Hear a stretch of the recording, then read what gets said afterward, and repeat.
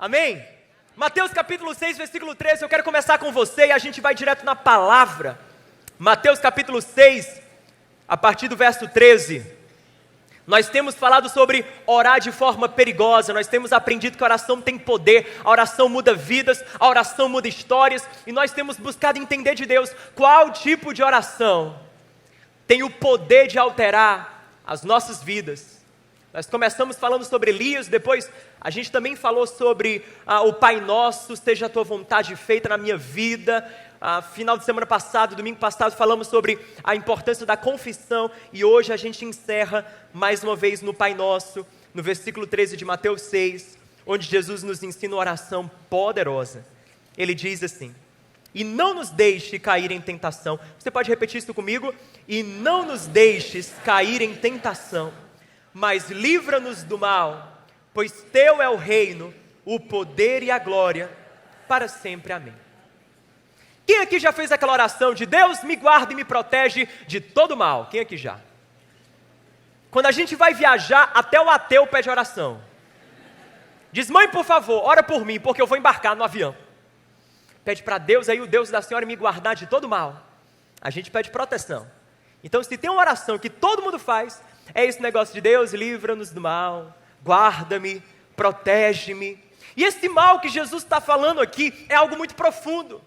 A princípio eu posso colocar para você que há 4 possibilidades de interpretação. Jesus, por exemplo, ele pode estar falando sobre o mal no sentido de o mal que habita em nós, porque você há de concordar que dentro de todo mundo existe algo ruim, existe o mal. Paulo fala em Gálatas 5 que a carne milita contra o espírito milita contra a carne. Em Romanos 7 ele diz que o bem que eu quero fazer eu não faço, mas é justamente o mal que eu não quero que eu acabo fazendo. A palavra que eu não queria dizer eu digo, a atitude que eu não queria ter eu tenho, o comentário que eu não queria colocar eu comento, a mensagem que eu não queria mandar já mandei, já foi. O áudio que eu queria apagar não deu tempo, antes que caísse na lixeirinha já foi. Então, o mal que eu não quero fazer, isso faz. Existe um mal que habita em nós. Marcos capítulo 7, versículo 21, Jesus fala que é de dentro, diga comigo, é de dentro. É de dentro do coração do homem que procedem os maus desígnios. É de dentro do coração do homem. Antes que as coisas aconteçam do lado de fora, elas já aconteceram aqui do lado de dentro. Nasce aqui dentro. É de dentro do homem. E ele fala, a prostituição, os furtos, homicídios, adultérios, avareza, malícia, dolo, lascívia, inveja, blasfêmia, soberba, loucura. Ora, todos estes males vêm de dentro e contaminam o homem. Está lá dentro. Quando alguém diz, eu não sei como é que aquela pessoa foi capaz de fazer, resposta, estava lá dentro. Não nasceu do dia para a noite. Os monstros vão se desenvolvendo lá dentro de nós. E é por isso que precisamos do poder do Espírito Santo, para fazer morrer aquilo que dentro de nós não condiz com a vontade de Deus. Mas Jesus também pode estar se referindo a outro tipo de mal, ao mal circunstancial, o mal dos problemas, das perdas, o mal que causa sofrimento na nossa vida, uma doença, um acidente, a perda de alguém, enfim, alguma circunstância adversa. Salmo 91, verso 10, o salmista diz: porque o Senhor é o meu refúgio, e fizeste do Altíssimo a tua morada, nenhum mal te sucederá, e nenhuma praga chegará à tua tenda.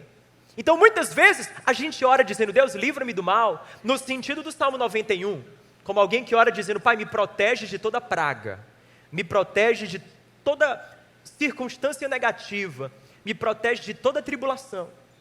Uma outra possibilidade de interpretação é que o mal aqui que Jesus está falando pode ser um mal moral instalado na nossa sociedade. A palavra diz que o mundo jaz no maligno, e a palavra diz que no meio do nosso mundo muitos valores andam corrompidos. Jesus em João capítulo 17, no versículo 15, te prepara, que a gente está começando com a surra de Bíblia, depois a gente caminha um pouco mais fundo, vamos lá. João capítulo 17, versículo 15, Jesus falou assim, não peço que o Senhor o tire do mundo, se referindo aos discípulos. Eu não oro que o Senhor venha e mande um disco voador para abduzir a igreja, não. Eu não oro que o Senhor os tire do mundo, eu oro, aí Jesus fala o que é que ele ora, João 17, eu oro sim que o Senhor os guardes do mal, eles não são do mundo como eu também não sou, santifica-os na verdade, tua palavra é a verdade. Jesus está dizendo, eu reconheço, Pai, que no meio desse mundo tem muitos valores, que podem corromper o coração dos meus discípulos, mas mesmo assim, eu não peço que o Senhor os tire do mundo. Eu peço que o Senhor os guarde do mundo que existe, do mal que existe no mundo. Eu peço que o Senhor os proteja, eu peço que o Senhor dê a eles capacidade, e mais, eu peço que o Senhor os santifique na tua verdade, porque se a tua palavra, que é a verdade, transformar a mente deles e o coração deles, eles vão poder estar nesse mundo, sem ser desse mundo. Estar nesse mundo, sem ser desse mundo. Você entende o que eu falo? Mas Jesus também não para aí, porque existe uma quarta possibilidade de mal. Jesus pode estar falando sobre outro tipo de mal. O mal que Jesus se refere pode ser o maligno, Satanás, as trevas, a personificação desse mal, como alguns chamam, o capeta, o capiroto, a coisa ruim. Pode ser o próprio diabo, as trevas, os demônios. Ele pode estar fazendo alusão a isso. E Efésios capítulo 6, no versículo 12, diz que a nossa luta não é contra sangue nem carne, é contra principados e potestades e contra as forças espirituais do mal nas regiões celestes. Paulo está dizendo, olha, existem forças espirituais que operam em prol da maldade. Existem forças espirituais por detrás de tudo aquilo que é ruim e negativo. Não é que o diabo cause tudo aquilo que é ruim, mas o diabo se aproveita de tudo aquilo que é ruim. Portanto, existe uma inteligência, existe um exército organizado espiritualmente para a degradação e a destruição dos seres humanos, Satanás e seus demônios. Ai, João, logo no dia que eu chamei meu amigo, que sempre disse que não ia pisar na igreja, porque a igreja evangélica só fala do cão. Logo hoje, pois é, logo hoje o pregador vai falar do cão. Logo hoje. Olha que interessante.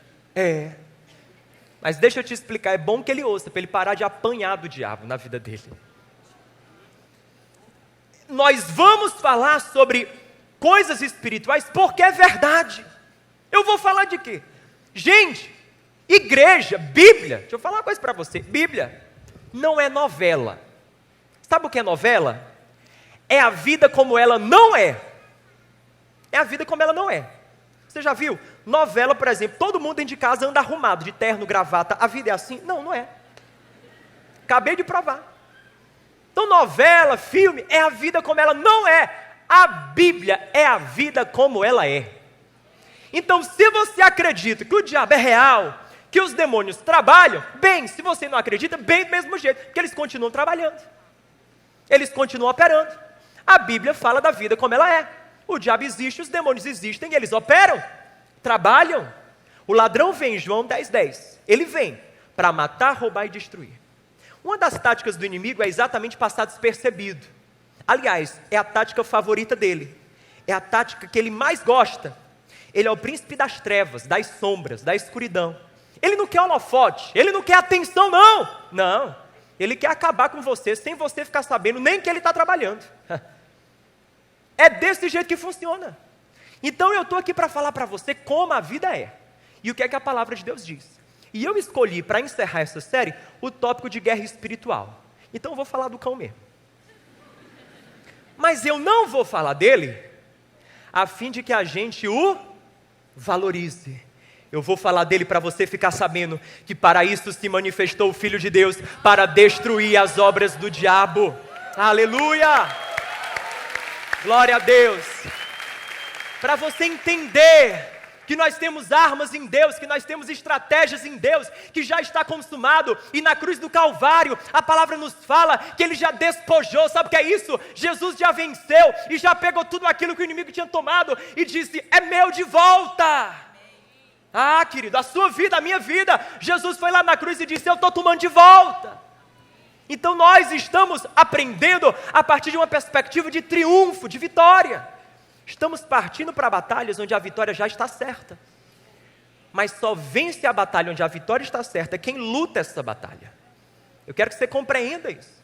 Se eu não consigo discernir as estratégias dessa batalha e como entrar na batalha, eu já perdi a batalha. Não porque eu não tenho poder para vencer, mas que eu nem entrei nela. Mas se a gente aprender com a palavra de Deus, os princípios de Deus, para a gente vencer o maligno, a gente já está entrando para ganhar. Porque Jesus já consumou essa vitória na cruz, amém? Então eu quero que você entenda, nós vamos buscar um equilíbrio aqui. O equilíbrio é, nós não supervalorizamos o inimigo. Quem anda aqui na igreja sabe que a gente não vive falando do cão, até porque a gente fala sobre Jesus, que é muito mais importante e poderoso do que qualquer outra entidade espiritual. Jesus é Senhor, é Salvador e ponto final. Nos importa pregá-lo, adorá-lo, conhecê-lo, isso sim. Então a gente não está aqui para supervalorizar. Olha o inimigo, porque eu estou falando dele. Nós não estamos aqui para supervalorizá-lo, mas também não estamos aqui para subestimá-lo. Paulo escreve aos Coríntios: porque vocês não podem ignorar os desígnios do maligno. Ele trabalha. 1 Pedro capítulo 5, versículo 8. Sede sóbrios e vigilantes, porque o diabo anda ao vosso derredor como leão, rugindo, procurando a quem possa tragar. É desse jeito que funciona. Sendo que não assim como eu fiz, obviamente. Bem mais perigoso. Procurando uma forma sutil de armar as táticas e ciladas dele, para você cair nelas e veredar por um caminho de desesperança. Eu quero que você vá comigo para Efésios 6, porque nós vamos aprender as armas que temos em Deus, amém? Nós vamos aprender a vencer esse mal. Eu poderia falar de todos esses outros tipos de mal. O mal interno, o pecado, o mal das circunstâncias, o sofrimento, o mal moral que existe no mundo, mas eu vou falar do mal do maligno, o mal que é espiritual. Efésios capítulo 6, a partir do versículo de número 11. Eu quero que você leia comigo, porque aqui nós temos estratégias que Deus nos dá. Primeiro, ele diz: revesti-vos de toda a armadura de Deus, para poder ficar firmes contra as ciladas. Diga comigo, ciladas. Outra tradução diz armadilhas. O inimigo trabalha com ciladas e com armadilhas. Você já viu o que é uma cilada, uma armadilha? Cilada e armadilha é aquilo que você não vê, porque se fosse não era cilada. Cilada é aquilo que você não vê. Ele trabalha naquilo que você não vê, ele é sutil. A tática dele é passar despercebido, porém ser poderoso e eficaz. Mas ele diz, o segredo é nos revestir dessa armadura. Versículo 3: portanto, tomai ou vistam toda a armadura de Deus. Diga comigo, toda a armadura de Deus, para que então vocês possam resistir no dia mau e permanecer inabaláveis, depois de terem feito tudo. Quem quer permanecer inabalável aqui? Assim mantenham-se firmes, cingindo-se com o cinto da verdade. Diga, o cinto da verdade. Vestindo a couraça da justiça. Diga, a couraça da justiça. Tendo os pés calçados com a prontidão do evangelho da paz. Diga, as sandálias do evangelho. Além disso, usem o escudo da fé. Diga, o escudo da fé, com o qual vocês poderão apagar todas as setas inflamadas do maligno. Usem o capacete da salvação. Diga, o capacete da salvação. E a espada do Espírito, que é a palavra de Deus. Orem no Espírito em todo o tempo, com toda oração e súplica, tendo isso em mente. Estejam atentos e perseverem na oração por todos os santos, por toda a igreja. É assim que Paulo escreve palavra de Deus para nós. A primeira arma que Paulo nos ensina é essa arma chamada o cinto da verdade. Eu tenho um cinto aqui, olha só. Tem gente aqui, né, que já volta lá na infância. Meu pai também, João, tinha um cinto da verdade. Mas esse é outro tipo de cinto. Lance o seu trauma no passado, em nome de Jesus, seja curado. Esse é outro cinto, o cinto da verdade. Naquela época, o soldado romano, ele utilizava um cinto para conseguir estar com toda a sua roupa junto ao seu corpo. O cinto dava firmeza, colocava ele na condição de poder correr, de poder permanecer ali em posição de batalha, sem ter o medo de que nada ia cair. Por exemplo, a espada, ela ficava atada ao corpo do soldado através do cinto. O cinto não era uma arma de ataque, não era uma arma de defesa, né? No meio da batalha o soldado não tirava o cinto e dizia, agora eu vou te dar uma cintada. Não, isso não existia. O cinto era uma arma de conservação, era uma arma para manter você na posição de batalha, para deixar tudo seguro, você ter aquele sentimento de segurança. Estou seguro, posso correr, posso ficar, não tem problema algum. Cinto da verdade. Paulo diz que esse cinto é o cinto da verdade. Sabe por quê? Porque aquilo que mantém as coisas na sua vida ajeitadas, arrumadas, e condiciona você a estar em posição de batalha é a verdade da palavra de Deus. A primeira coisa que você tem que guardar é que o cinto da verdade fala sobre a verdade revelada por Deus na sua palavra e em Cristo Jesus. A palavra de Deus fala quem eu sou, a palavra de Deus fala o que é que eu tenho, a palavra de Deus diz quem eu posso ser, a palavra de Deus fala o que é que eu posso ter, a palavra diz o meu propósito, ela define a minha identidade. E nós precisamos conhecer isso, porque toda ignorância espiritual vai ser um ponto de vulnerabilidade espiritual na sua vida. Quem não sabe quem é em Deus, o inimigo vai sugerir para você quem você é. Quem não sabe o que é que tem em Deus, o inimigo vai sugerir para você o que é que você tem. Quem não sabe para que está nesse mundo, seu propósito em Deus, o inimigo vai sugerir para você o seu propósito. Ele encontra espaço para colocar em você a identidade que Ele quer que você tenha, os propósitos que Ele quer que você tenha, as atitudes que Ele quer que você tenha, porque você não tem fundamento nessa verdade, porque você ainda não se descobriu nessa palavra. Eu quero que você entenda uma coisa: Deus já falou quem você é, Deus já falou o que você tem, Deus já falou quem você pode ser e ter, Deus já falou qual é o teu propósito. A gente precisa se descobrir em Deus, a gente precisa se descobrir na palavra. A gente precisa se descobrir segundo os princípios da palavra de Deus, porque a verdade de Deus, ela vai fazer você permanecer firme, pronto, em posição de batalha. Mas não para aí, porque o cinto da verdade também fala sobre outra verdade, fala sobre a verdade no sentido de sinceridade e de transparência. Onde não há transparência, onde não há sinceridade, ali as portas estão abertas para a ação do maligno. Quantos relacionamentos se acabam por falta de transparência? Não, mas eu não posso falar para ela o que é que aconteceu, senão as coisas vão de mal a pior, tudo vai se acabar. Não, você não está entendendo, já acabou. Porque onde existe mentira, a casa já caiu. E o único jeito de colocar a casa em pé é abrindo para a luz da verdade. Não tem como. Você está aqui nesse lugar, tem gente incomodada com o que eu estou falando. Mas não tem como. Ou você tem um relacionamento de transparência e de verdade, ou então você está jogando a tática do inimigo. João 8, capítulo 44. Deixa eu tocar na ferida. João 8, capítulo 44. Jesus falou que Ele é o pai da mentira. A vida que está em mentira está debaixo da paternidade dEle. É assim que funciona. Ele só fala mentira, a tática do inimigo é o engano. Quando você vai se valendo do engano, da mentira, da vida dupla, da vida de máscaras, da falta de transparência, você está jogando a tática dele, você está jogando o jogo dele. Como é que você vence ele se você está no campo dele? Na estratégia dele. Aí a gente fica dizendo: Deus, no meu lar restaura, tira aqui, Senhor, eu repreendo todo o poder maligno. E o Espírito Santo fala: não, você devia repreender sua mentira. E abrir o seu coração para a sinceridade, para a transparência. Você sabe que uma coisa que liberta é conversa? Quantas conversas são bem mais libertadoras do que algumas orações? Quantas conversas são tão mais libertadoras do que uma oração? Aquela conversa que você senta com a pessoa e você diz: olha, eu pensava que você pensava, que eu pensava que a gente pensava, mas eu vou parar desse negócio de pensar demais, eu vou falar. Eu acho isso, eu vejo isso, eu sinto isso. Você me perdoe e fale para mim o que é que você tem no seu coração.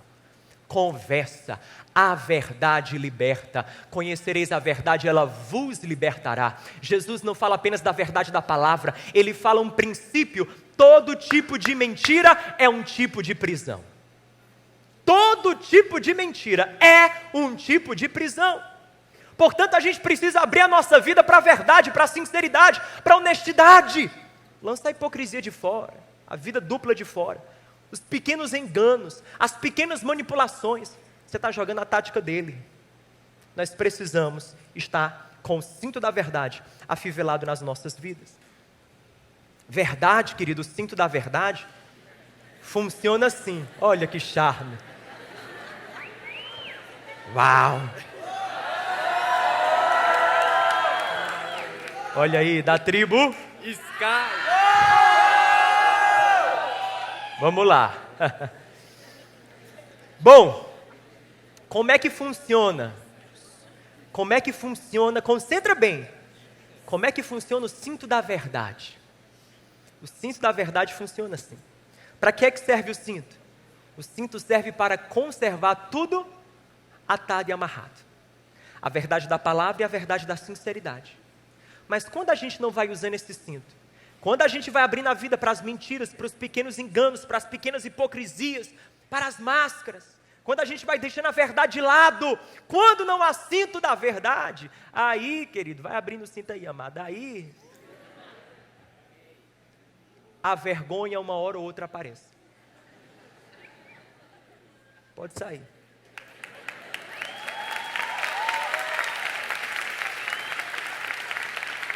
Olha aqui para mim. A gente ri porque é nele. Mas quando é com a gente procura um buraco para se esconder. Desliga o celular. Não quero falar com ninguém. Não quero ouvir ninguém. O líder passa longe, passa mal. Bicho, o pastor passa mal. Se enclausura. Porque a vida que não está afivelada no cinto da verdade, os dias estão contados, a vergonha vai aparecer. Não há nada oculto que não há de ser revelado. Afivele sua vida no cinto da verdade. Aleluia. Segundo, ele fala sobre a couraça da justiça. A couraça era esse instrumento aqui, que a pessoa vestia, parece Peter Pan, que a pessoa vestia para cobrir, no caso, as partes vitais, o peito, o coração, enfim, se proteger. A couraça da justiça. Paulo fala sobre justiça. Por quê? A justiça que Paulo fala tem dois significados. O primeiro significado é que essa justiça é a justiça que nós temos em Jesus. Ele diz que nós fomos justificados em Cristo, ou seja, quem confia em Jesus, quem crê em Jesus, os seus pecados estão perdoados, você foi reconciliado com Deus, não tem mais condenação para aqueles que estão em Cristo. Toda vez que o inimigo, portanto, vem com aquele ataque de condenação, aquele pensamento de você não vale nada, você não pode nada, você é uma vergonha, você devia ficar aí nesse poço de culpa, aí eu me lembro, não, couraça da justiça. Eu estou coberto da justiça de Cristo, eu já fui lavado pelo seu sangue, é Ele quem me justifica, não tem mais condenação, porque não há acusação maior do que a salvação que foi ali consumada no Calvário. Simples, mas não para aí. Justiça também se refere à justiça de integridade, de caráter.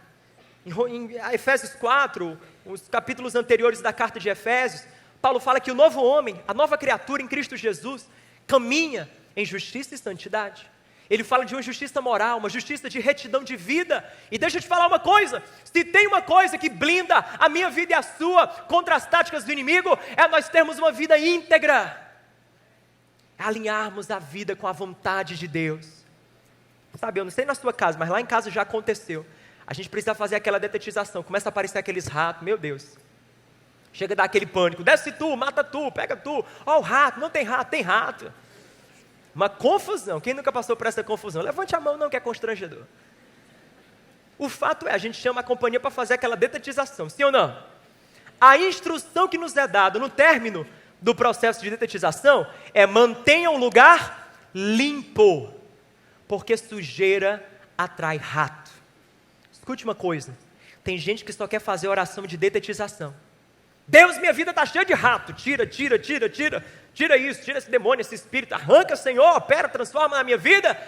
E Deus falou, ok, vamos detetizar, mas deixa eu te falar uma coisa, não adianta detetizar sem remover o lixo, você está conservando o lixo na sua vida, ou você remove o lixo, ou os ratos voltam. Isso fala sobre justiça em termos de retidão, de caráter, alinhar sua vida com Deus. Querido, as áreas da sua vida aonde não existe retidão, aonde a vontade de Deus não está sendo feita, as portas estão escancaradas, não tem oração que blinde essa área da sua vida do poder do mal. Não tem. Porque nas áreas da nossa vida onde o pecado impera, Satanás tem a plena legalidade para agir. Novamente, eu estou falando da vida como ela é. A vida como ela é. Nós precisamos fazer o quê? Deixar o caminhão celestial do lixo passar. O lixão de Deus. E ele passa, porque a palavra de Deus fala que as misericórdias do Senhor são novas a cada manhã, aleluia. E portanto, todo dia quando eu acordo, está lá, meu amigo, o caminhão passando, e o Espírito Santo carregando os entulhos, mas não adianta ele querer levar embora os entulhos que você quer trazer de volta. Joga isso fora, remove esse lixo, coloca diante de Deus, clame pela misericórdia, e pronto. Alinhe seus caminhos com os caminhos do Pai, porque quando fazemos isso, a gente está se cobrindo e se blindando do agir do mal. Não para por aí, vira para quem está perto de você e diga, abre o coração, tem mais. Vira para o outro e diga, se você está dormindo eu estou te vendo. Amém? Segura, tem mais. As sandálias do Evangelho. A gente tem que estar com os pés calçados na havaiana do céu. As sandálias, o texto diz, estejam calçados com a prontidão do Evangelho da paz. A prontidão do Evangelho da paz. Sandálias do Evangelho. Essa daqui pegaram de uma irmã que passou ali, a bichinha ficou descalça, ela deve estar descalça por aí. Sandália do Evangelho da paz. Sabe por que a gente tem que estar calçado com a sandália do Evangelho? 2 motivos. Primeiro, a sandália na época dava estabilidade para o soldado. Era aquela sandália que permitia ele andar longas distâncias, sem deslizar, sem cair, firme. O Evangelho nos dá firmeza. Mas ele não está falando sobre isso apenas, não. Ele está enfatizando a prontidão do Evangelho da paz. Ele está falando sobre levar esse Evangelho. Ele está falando sobre quão abençoadores são os pés daqueles que anunciam as boas novas. Ele está falando sobre eu e você levarmos a mensagem de Jesus para outros. Quanto mais a gente vai testemunhando de Jesus, é incrível como isso cobre e blinda as nossas vidas. Mas como, João, a melhor arma de defesa é um bom ataque. Quanto mais a gente compartilha de Jesus, mais a gente ama Jesus. Quanto mais a gente fala de Jesus, convida pessoas para Jesus, ora para pessoas conhecerem a Jesus, trabalha para a expansão do reino de Deus, se envolve com a igreja, dedica a nossa vida a viver, amar e servir, mais e mais a gente se fortalece contra as artimanhas do inferno. Se a gente vive aquela vida só pensando na gente, só, meu Deus, eu estou aqui me guardando, Senhor, porque qualquer coisa pode ser que o inimigo venha me dê uma rasteira, não. As portas do inferno é que não vão prevalecer contra a igreja. A nossa missão é estar em posição de ataque. Quem tem que temer é Ele, porque quem tem o que perder é Ele que está perdendo os seus cativos, enquanto a igreja avança, enquanto a igreja trabalha para a glória de Jesus. Então eu quero convidar você, tenha os seus pés calçados na sandália do Evangelho, ou seja, tenha uma paixão em falar de Jesus, em convidar pessoas a Jesus, em trazer pessoas à igreja, enfim, em se envolver com a igreja, doar seu tempo em um grupo, no voluntariado, fazendo o reino de Deus avançar. Quanto mais a gente se envolve nisso, é incrível, mais a gente se fortalece para os nossos enfrentamentos espirituais. Tem mais, ele fala sobre o escudo da fé. Além disso, usem, diga comigo, o escudo da fé. A Almeida diz, embraçando sempre o escudo da fé. Em todo tempo, em todo momento, a gente precisa desse escudo, para que a gente possa se proteger dos dardos inflamados do maligno. O escudo na época, ele era usado para cobrir o soldado, contra essas flechas que vinham, as flechas que pretendiam penetrar a defesa, e chegar até o indivíduo. O inimigo também trabalha com seus dardos inflamados. Sim. É as suas pequenas sugestões, os seus pequenos dizeres, palavras, pensamentos, que como uma flecha, como uma seta, como um dardo, vem certeiro.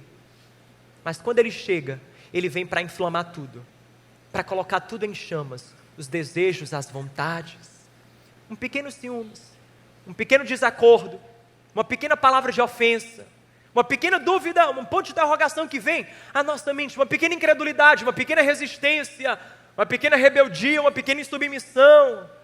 E de pequeno em pequeno, ele vai minando a saúde do nosso coração. Sabe como a gente se protege disso? Através do escudo da fé. Por que, João, a fé? Porque fé é certeza das coisas que não vemos. É convicção de fatos que se esperam. Deixa eu te falar uma coisa, nós precisamos tomar sobre nós essa convicção. Eu não vejo, mas eu creio. Eu não sinto, mas eu sei. Quando aquela voz vem querendo semear desespero na minha vida, você não vai conseguir, tudo vai se acabar agora. Aí vem aquela palavra que diz: não, Senhor é meu pastor, nada me faltará. Ele vai me fazer deitar em pastos verdejantes, Ele vai me guiar, Ele vai me guardar, Ele vai me orientar. Fé, querido. Mas você não está vendo, tudo que você está vendo, está falando para você, está lançando como que setas contra você, gritando problema, problema, problema. Mas aquele que tem fé, aquele que toma o escudo da fé, diz: não, eu tenho uma convicção maior do que as situações, eu tenho uma certeza maior do que as circunstâncias, eu sei que eu tenho um Deus que fala para mim promessa, promessa, promessa, promessa. Nós precisamos tomar sobre nós esse escudo da fé, creia. Tem gente que vive a vida só para aquilo que vê. A conta bancária está boa, estou bem. Os relacionamentos estão bem, estou ótimo. A situação em termos de saúde está maravilhosa. Quando o diagnóstico vem e você olha aquilo que o médico escreveu, aí pronto, a casa cai, a cama parece convidativa, você deita na depressão, e aí tudo se acaba. A gente precisa entender uma coisa: nós não vivemos por aquilo que nós vemos, nós vivemos por aquilo que nós cremos.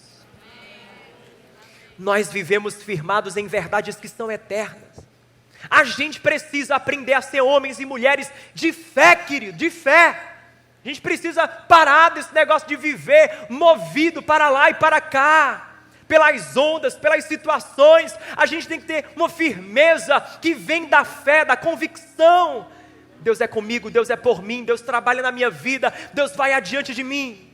O escudo da fé, ele trabalha em parceria com o capacete da salvação, porque não adianta, o escudo cobre o meu corpo, mas se tem uma coisa que cobre a minha cabeça, é o capacete. Naquela época ele era feito de bronze, de ouro, firme, forte, para proteger a cabeça, porque se tem uma coisa que na batalha a gente não pode perder, é a cabeça. Não perca a cabeça. Não perca a cabeça. Tem gente dizendo assim: João, pois eu estou numa situação que eu estou para perder a cabeça. Não perca. Não perca. O inimigo quer que você perca a cabeça, que você perca o equilíbrio, que você perca a capacidade de pensar, de entender que o seu Deus é maior. Não perca a cabeça. Mas como é que a palavra diz que eu não perca a cabeça? Com o capacete da salvação. Salvação é uma palavra muito rica na teologia do Novo Testamento. Porque a salvação, ela compreende aquilo que Deus já fez, aquilo que Deus está fazendo e aquilo que Deus ainda fará na minha vida. Aquilo que Deus já fez, eu já fui perdoado, já fui reconciliado com Ele, eu já fui justificado pelo sangue de Jesus e eu já fui adotado na família do Pai. Sou filho. Aquilo que Deus está fazendo, Deus está me transformando, Deus está lapidando o meu caráter, Ele me transforma de glória em glória, como que pelo Espírito. É o que Paulo escreve aos Coríntios. Pelo Espírito, Ele está me transformando. Meu presente. E o meu futuro? O meu futuro é certo.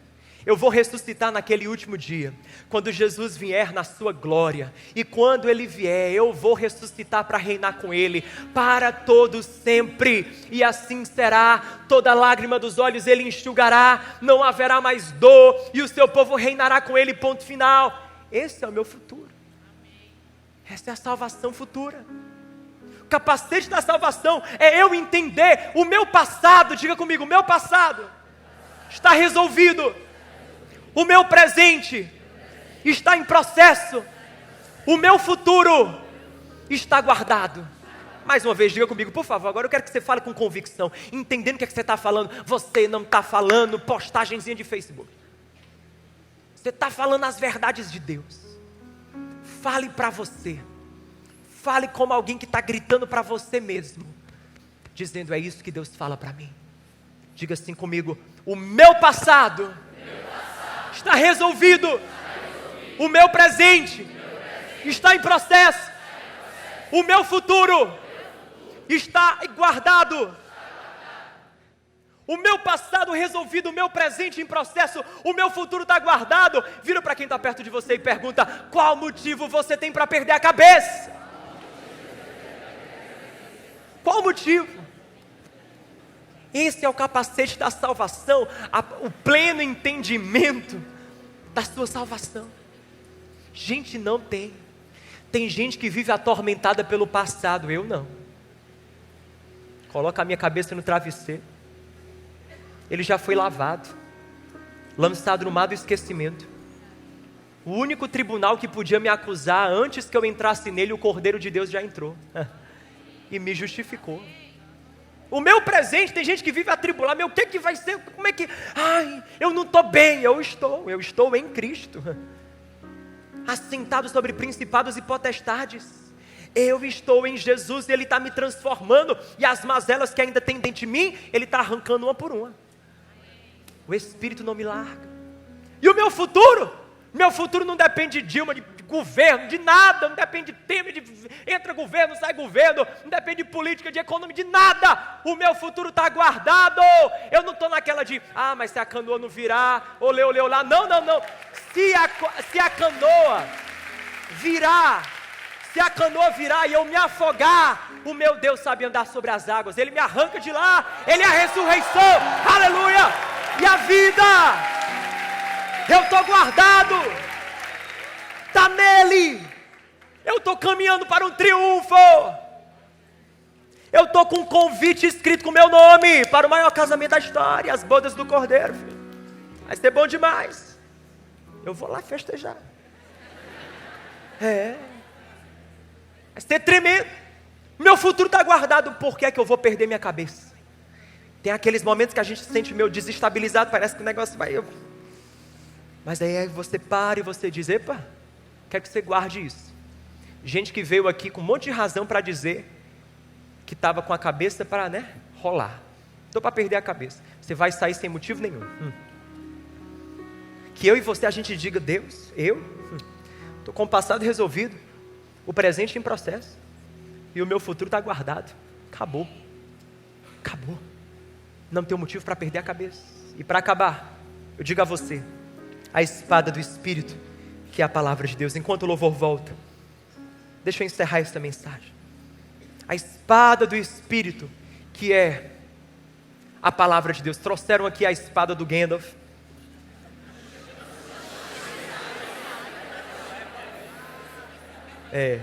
Isso daqui é para você que está cheio de problema.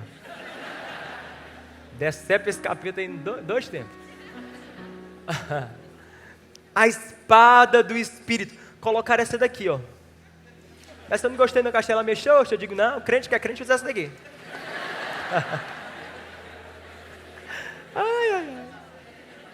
Espada do Espírito.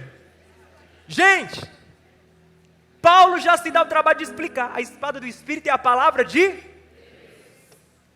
Sempre que a palavra de Deus, que é a espada do Espírito, antes de penetrar e atacar o maligno, ela precisa penetrar você. Hebreus 4:12. Porque a palavra de Deus, ela é viva e eficaz e mais cortante do que uma espada de 2 gumes, capaz de penetrar até o íntimo e dividir juntas e medulas, pensamentos e intenções do coração.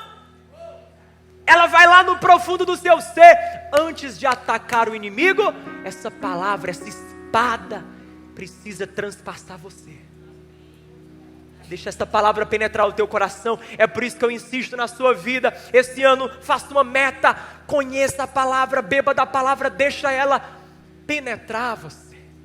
Deixa essa espada, antes de atacar o inimigo, deixa essa espada cortar o seu ego. Deixa essa espada transpassar o seu egoísmo, sua religiosidade, sua superficialidade. Deixa ela transpassar seu materialismo, sua incredulidade. Deixa ela trucidar a carne. Deixa essa espada penetrar você. Beba da palavra. Deixe ela transpassar você. Pois Ele, Jesus, foi Ele quem nos resgatou do domínio das trevas e nos transportou para o reino do seu Filho amado, em quem temos a redenção, a saber, o perdão dos pecados. Colossenses capítulo 1, verso 13 e 14. Jesus, nós já fomos transportados, nós já fomos arrancados do império e do domínio do maligno. Estamos debaixo do domínio dele, o governo de nosso Senhor Jesus Cristo, em quem nós temos redenção, em quem nós temos perdão, em quem nós temos libertação. Se você hoje quer ser livre de todo esse mal, quer se armar desse poder, quer ser, pela graça de Jesus, colocado no reino do Filho do seu amor, o reino de Jesus, existe um convite para você. Abra a porta do coração, deixa Jesus entrar. Esta é uma tarde para isso, amém?